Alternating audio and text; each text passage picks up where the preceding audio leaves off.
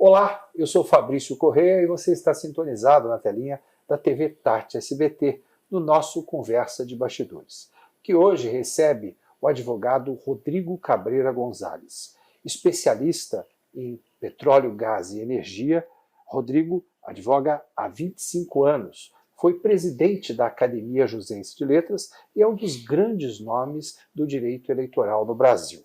Rodrigo, seja muito bem-vindo aos nossos estúdios. É um prazer estar aqui, Fabrício, com você. E o Dr. Rodrigo Cabreira está lançando mais um livro, A Pobreza no Banco dos Réus. E A Pobreza no Banco dos Réus fala sobre o quê, doutor? Fabrício, existe um movimento no país de empobrecimento da população. Ou seja, todo mundo tem direito a ir ao judiciário, mas há uma camada da população que tinha dinheiro para pagar as custas e agora não tem mais. Inclusive, com o aumento das custas processuais feitas pelo governador Tarcísio para o ano que vem, vai ficar mais difícil ainda chegar até a justiça. Então, a escalada inflacionária, tributária inclusive, dessas taxas, fez com que eu pudesse fazer um compilado de leis, jurisprudências, julgados e doutrina, explicando quando a pessoa tem direito ou não tem de acessar o judiciário sem o pagamento dessas taxas. Mas e a gratuidade na justiça, doutor? Exatamente isso. A gratuidade da justiça ela é garantida a todo aquele que não tem dinheiro momentaneamente para recolher. Agora, qual é o critério? Por exemplo, no Rio Grande do Sul, são R$8.000. No Tribunal de Justiça de São Paulo, são R$2.000. Mas o livro ele não questiona esses elementos, né, que foram desenvolvidos para garantir o acesso ao Poder Judiciário a todos. Mas ele trata sobre a questão de como esse acesso é visto pelos holofotes da justiça. Exatamente, mas ele questiona também como é que a pobreza chega até os tribunais. Que eu estou falando assim da pobreza mesmo extrema, porque não basta só você pagar a custa, você tem que ter um advogado. E esse atendimento do advogado chama-se assistência judiciária. Essa assistência judiciária ela é gratuita, ele pode recorrer à OAB, ele pode recorrer à Defensoria Pública, e vai ter também o pedido de isenção de taxas. Mas a gente fala de uma maneira geral, porque havendo um empobrecimento da população, as pessoas deixam de recorrer porque não tem dinheiro para pagar as taxas. Há uma grande parcela da população à margem da justiça? Há muita coisa. Inclusive, há pequenos golpes, pequenos valores, que não vale a pena você judicializar e deixa meio quieto. Aí está a importância do PROCON, a importância de outros institutos que fazem essa mediação. Até o tribunal tem o Sejusc, que é um centro de judicialização de conflitos, que é para resolver essas pequenas questões, muito pequenas, que tangem aí, que as custas são ou inexistentes ou muito ínfimas, para que se possa resolver esse.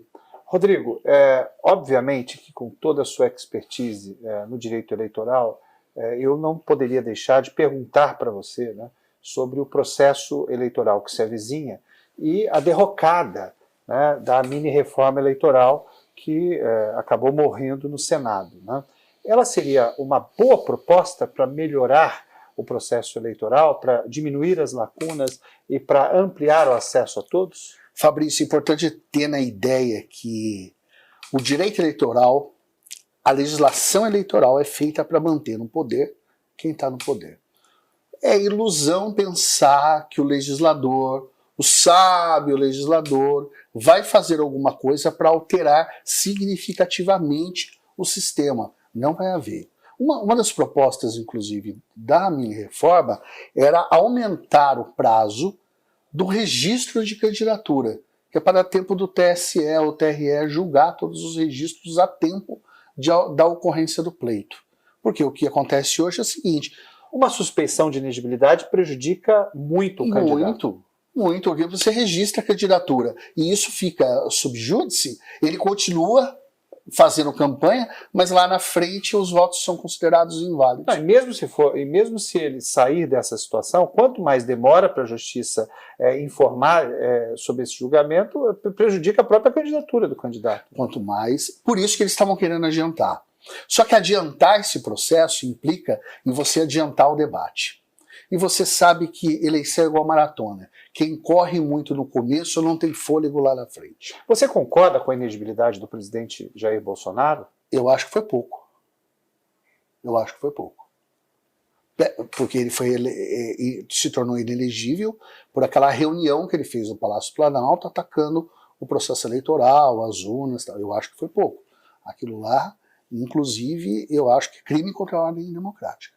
Ô, Rodrigo, você se antecipou às tentativas de golpe, né, com seu livro Golpe de Estado, já prevendo essa reverberação bastante sintomática, né, da esquerda versus a direita, fruto a não reeleição do presidente e esse momento de discussão acalorada. O que o motivou a escrever esse livro? Quando eu vi aquela coisa de quartel, bandeira, eu comecei a estudar o que era um golpe de Estado.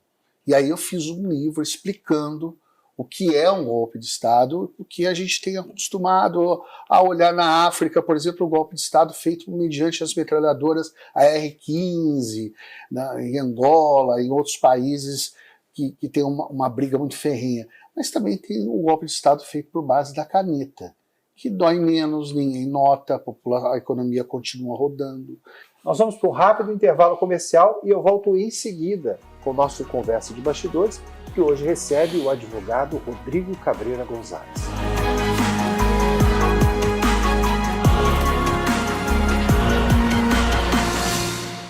Sabe por que Taubaté não para de crescer? Porque investe na qualidade de vida das pessoas. Qualidade que vem com mais segurança e com a guarda municipal maior e melhor. Qualidade com mobilidade, com o binário do Barreiro e a manutenção de vias em toda a cidade. Qualidade de vida com dignidade para quase 2.000 famílias com posse de suas casas. E com solidariedade para quem mais precisa.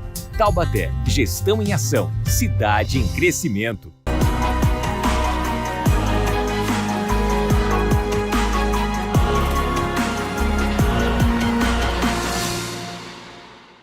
De volta com o nosso Conversa de Bastidores, que hoje recebe um dos grandes nomes do direito eleitoral no Brasil, o advogado Rodrigo Cabreira Gonzalez. Rodrigo, ainda no cenário eleitoral, um dos livros de maior sucesso da sua lavra foi Humilhação, né, onde você aborda, né, as tratativas que podem ser desenvolvidas dos políticos que são, né, vitimados por esse tipo de prática de fake news, de xingamentos, né, de coações em locais públicos, né, e também, de uma certa forma, você foi visionário, né, perante a esse acirramento das discussões, onde os políticos que discordam de determinada situação acabam sofrendo. A gente viu o ministro Alexandre de Moraes perseguido fora do país, inclusive, e outros ministros da corte, né?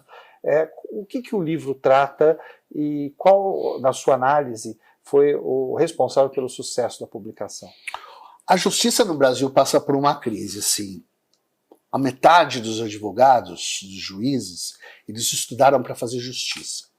E uma parte que vem vindo a partir do direito americano, ele vem para resolver conflitos. E é uma visão completamente diferente, você fazer justiça e resolver conflitos. Porque quando você faz um acordo com uma parte, manda ela embora para casa, você pode ter certeza que só ficou satisfeito uma pessoa, foi o juiz. O restante ninguém ficou satisfeito. Agora, quando você faz justiça, a outra parte se convence que ela estava errada. Então, o meu pensamento foi exatamente esse. Você pode discordar de uma decisão, você pode discordar de uma linha de governo, você pode discordar do ato de governo, do posicionamento político de um candidato seu ou de um detentor de cargo público, você pode. Agora, o que você não pode é ofendê-lo pelas suas razões de querer fazer justiça com a própria mão. E aí você tem um conflito. E aí o livro trata sobre a forma que você tem que fazer da tratativa desse conflito, trazendo esse conflito para o anseio da justiça. Mas esse acirramento de ânimos, ele em grande parte é motivado por quem, Rodrigo? Eu acho que a pós-modernidade, que faz com que as pessoas fiquem muito, vociferam muito sobre as coisas. Há aí também um estado de inquietação e frustração latente. A universalização do acesso à comunicação por meio da internet agilizou esse tipo de conduta? Eu acho que não, eu acho que a internet deu voz, realmente, mas eu acho que o grande erro foi o seguinte: os políticos deixaram tanto de investir em educação, principalmente numa educação mais básica, que eles acabaram se tornando refém do próprio falta de investimento. Porque criaram uma geração extremamente belicosa e também acéfala, que não consegue discutir, que briga, que já parte para violência. Agora, as pessoas levam muito a questão da liberdade de expressão, né, para esse tipo de manifestação contra os políticos, né? Você vê dessa forma? A liberdade de manifestação, ela não é ampla, geral e restrita, eu falo o que eu quero, e não é isso. Porque nós temos aí uma junção onde o meu direito acaba conectando com o direito do outro, de maneira que, se ele ferir o direito do outro, nós não conseguimos mais ter uma liberdade de expressão. Eu não posso, por exemplo, defender o que é indefensável, o que é imoral, o que é historicamente repreensível, o que é historicamente deplorável. Eu não posso defender isso. Rodrigo, obviamente que no exercício do direito, você tem uma análise até bastante progressista, né? Como você vê os 8 primeiros meses do governo Luiz Inácio Lula da Silva nessa etapa de, como ele mesmo diz, reconstrução do país? Internacionalmente, o país voltou à postura antiga que ficou muito perdida nos últimos 4 anos, de conversa, diálogo. Isso foi muito importante. Economicamente, eu acho que o governo ainda não se encontrou muito. Economicamente? Uma reforma tributária que não vai passar, porque nenhuma passa, essa também não vai passar. Sabe por quê, Fabrício? O problema da reforma tributária, se quiser, depois nós conversamos sobre isso mais detidamente, não são os impostos que a pessoa vai pagar ou a empresa vai pagar. É que há uma cultura de não pagamento no Brasil. Sonegação é muito forte. Não é só sonegação, é não pagamento. Todo mundo liga e fala, amanhã eu pago, dá 15 dias, dá um mês. E o tributo o imposto único não facilitaria essa situação? E se ninguém pagar, você vai tirar dinheiro de onde? É bom não ter todos os ovos numa só cesta. Por isso que eu sou contra o imposto único. Rodrigo, nós vamos para um quadro agora chamado Vai e Vem, onde eu faço uma pergunta direta e você me responde de forma objetiva. Ai, meu Deus, vamos lá. Uma alegria na justiça. Quando você consegue fazer justiça. Um trauma na política. A eleição do Bolsonaro. Um livro de cabeceira. Eu gosto muito de Sonetos da Florbela Espanca. Uma viagem inesquecível. Eu gosto muito de ir para Cancún. O futuro da justiça no Brasil. O futuro da justiça do Brasil tem que ser observado e debatido com toda a sociedade. Advogados, Ministério Público e o usuário, que é muito maltratado lá dentro. Essa foi a nossa entrevista com o Rodrigo Cabreira Gonzalez, advogado, especialista em direito eleitoral e ex-presidente da Academia Joseense de Letras. A gente volta no próximo programa. Os bastidores da política você confere aqui na TV Tati SBT.